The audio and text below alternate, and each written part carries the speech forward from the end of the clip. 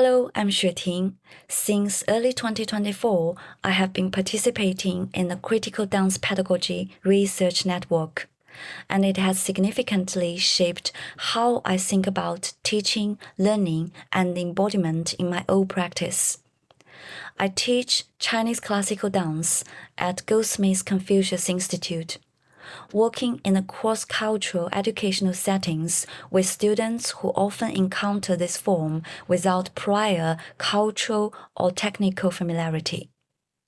Critical dance pedagogy has been central in shaping how I approach this teaching context.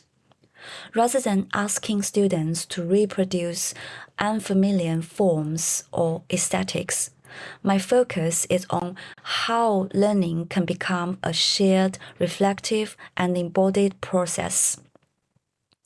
In my teaching, I work with the principle of the waist as a pivot, which is fundamental in Chinese classical dance.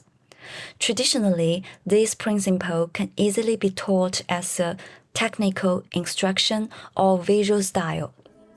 Informed by critical dance pedagogy, however, I treat it as a way of inviting students into bodily inquiry rather than something to be mastered.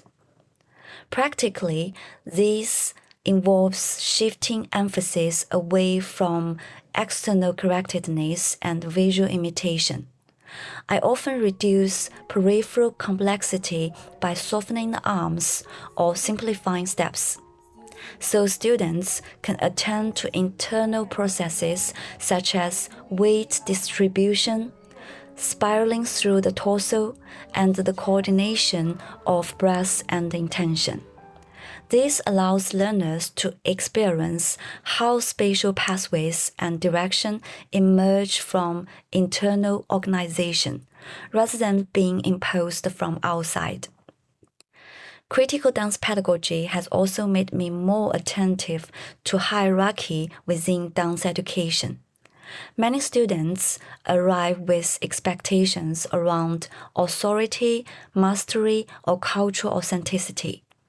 I actively work to soften these hierarchies by framing learning as exploratory, encouraging students to adapt principles to their role bodies, to improvise from waist-led impulses, and to recognize difference as a resource rather than a limitation.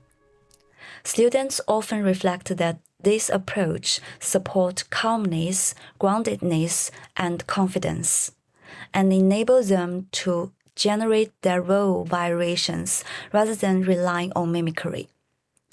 Improvisation emerges not as freedom without structure, but as responsiveness grounded in embodied coherence. For me, critical dance pedagogy is not only about inclusion or representation, but about how knowledge is produced through the body.